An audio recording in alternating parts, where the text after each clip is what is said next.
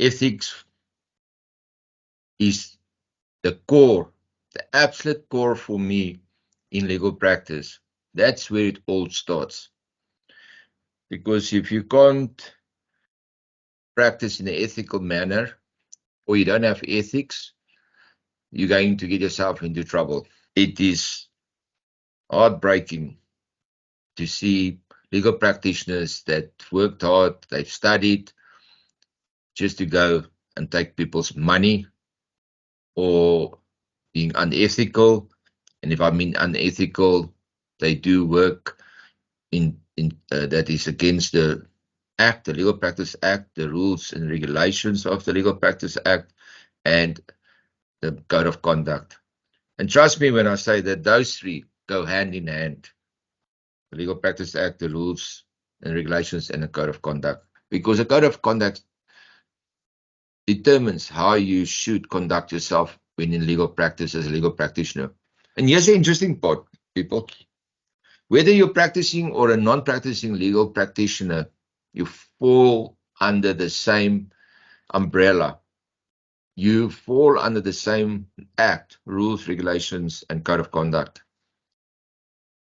Because you have been admitted.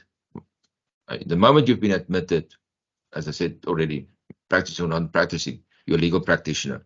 And remember also the Legal Practice Act says that you cannot provide legal services unless you're an admitted practicing legal practitioner.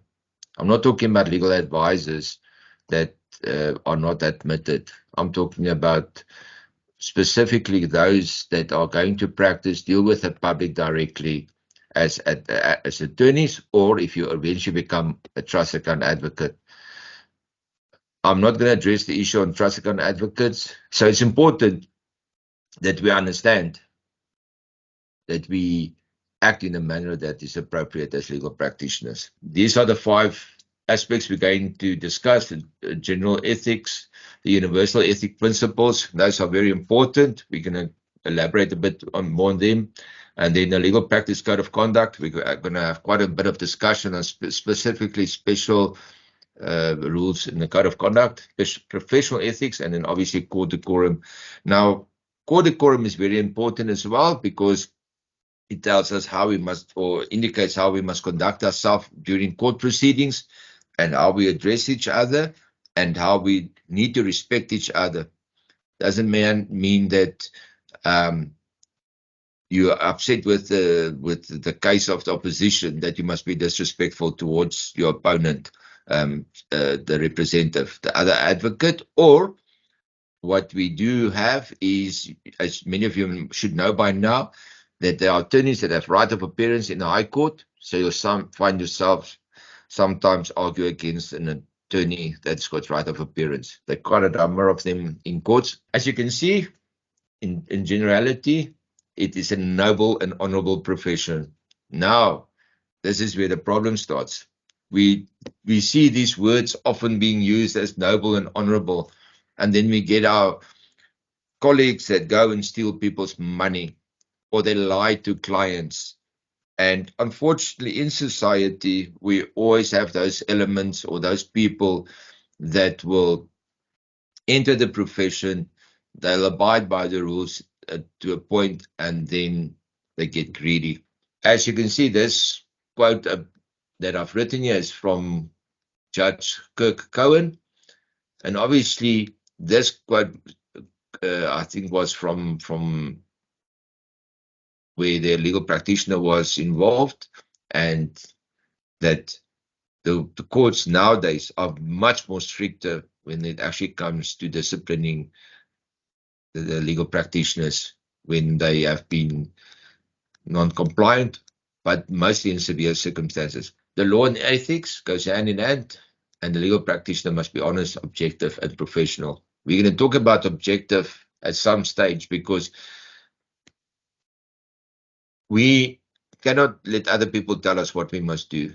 We must also apply our own minds when we deal with clients, and also with the attorneys, and whatever we do in practice. And professional. Be professional. People respect you very much if you're honorable and professional and honest. And what's quite interesting, the clients come back to you. And even if you're a referral advocate that you will become initially, then you do well. The clients, they appreciate you. And guess what? Even attorneys that know that you can do what you do your work well, they will brief you again. But you have to be honest. Tell the client yes, no, and this is why, and this is why not. And don't subject yourself to the client, because especially when you do go into trials, and also that professionalism automatically will come in along with those other two components. All right, now we come to the universal ethic principles: honesty, trustworthiness, loyalty, respect for others, adherence to the law, doing good and avoiding harm to others, and accountability. All right, let's quickly. Now, honesty, obviously, you shouldn't get involved in clients' lies, and even attorneys that are trying you to do dishonest things by going to court and trying to lie to the judge. Rather not take the matter, rather not do the brief, because you're going to get yourself into a pickle and you're going to fall into a trap, and before you know it, you've got big problems.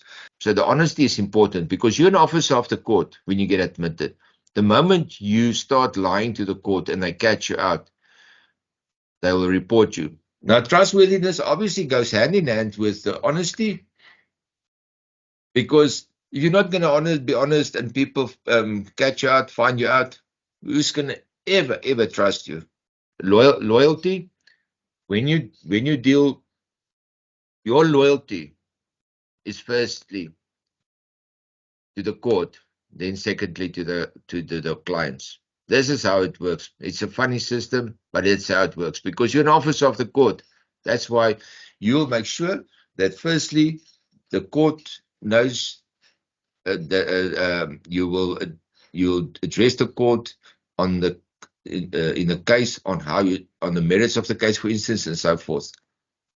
And when it comes to criminal aspects, that you will not enhance the criminality of your client. Possibly you might decide to defend the person because you believe in the person, and also your client, that client is not guilty, but your loyalty is to the court first. So you're going to have to, most probably the person is guilty. In your knowledge, you might want to just get this person a lighter sentence or something. I don't know, because the depends on the case. But when it comes to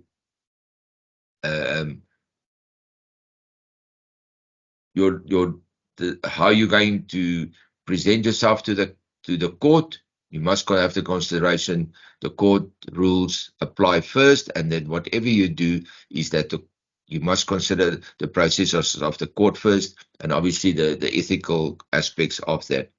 So yes, you are loyal to your client in terms of the case, but you cannot lie. You cannot take a chance and put a version there before court that shouldn't be there.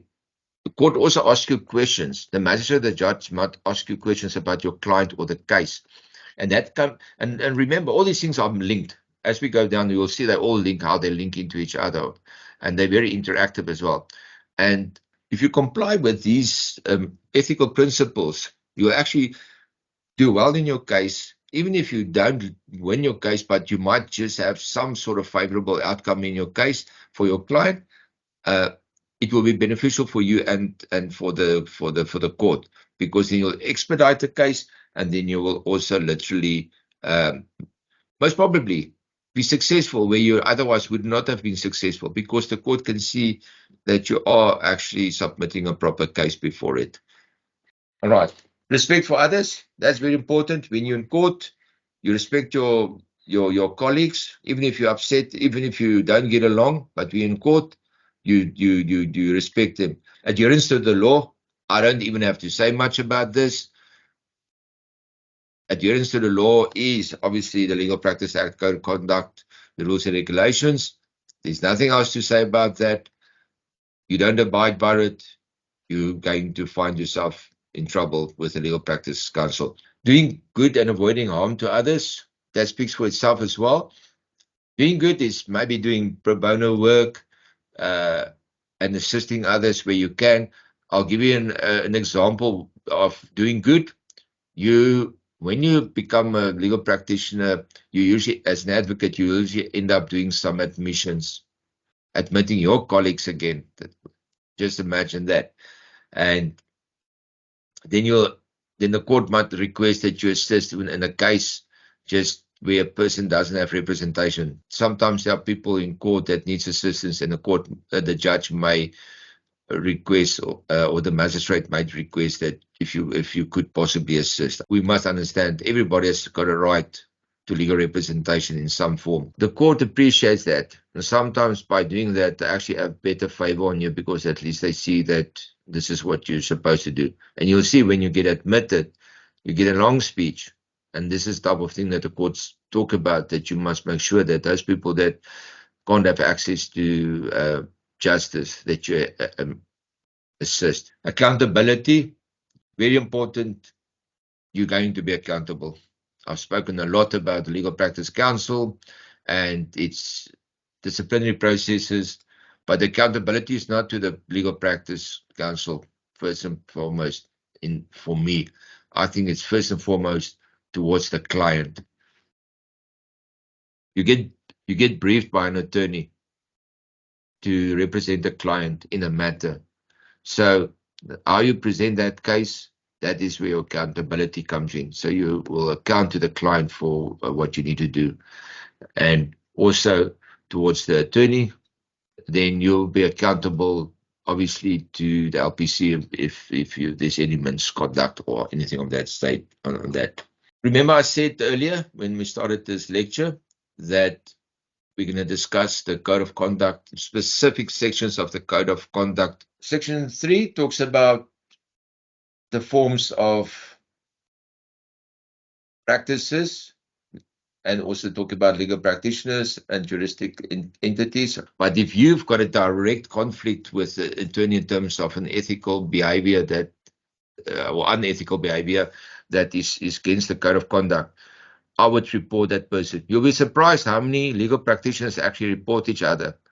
Just coming to the forms of practices. So advocates practice for their own account. You're not allowed to be forming a partnership of any sorts with another advocate. All right. Now, you're going to ask me, but what about the Society of Advocates? That is just a society. It's just a group of people that come together, but they don't share fees or anything.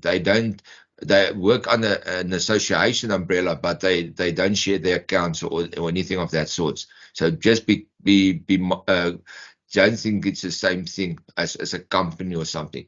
Then trust account advocates like me, I also only allowed to practice for my own account, but strange enough, I can share office with another trust account advocate, but we're not allowed to share our accounts or with an attorney because I've got a trust account advocate.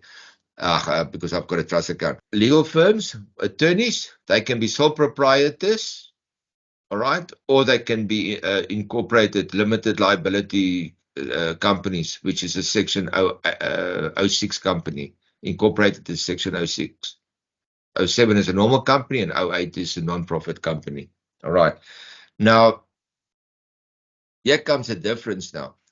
Yes, there's a differentiation when attorneys and advocates working in a company. That's totally different. They are just individuals that are legal professionals working in a company, like in government, for instance. So there we deal with advocates and attorneys that work for them.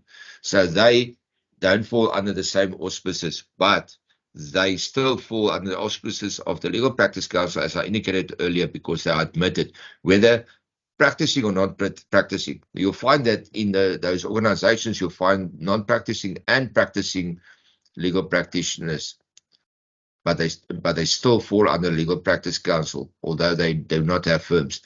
Especially those that are attorneys will not have fidelity fund certificates. That they won't have. So they just practice as legal advisors and so forth within the Legal Practice Council. Section 56 talks about the scope and limits of legitimate cross-examination. So why is this very important? When you're eventually going to do trials, or I would advise you to go to court when you've got a mentor, or even if you don't have a mentor, go and sit and listen to some trials. What you're allowed to do in cross-examination or not. You're not allowed to badger witnesses, whether it's your own or the opposing witness or whatever the case may be.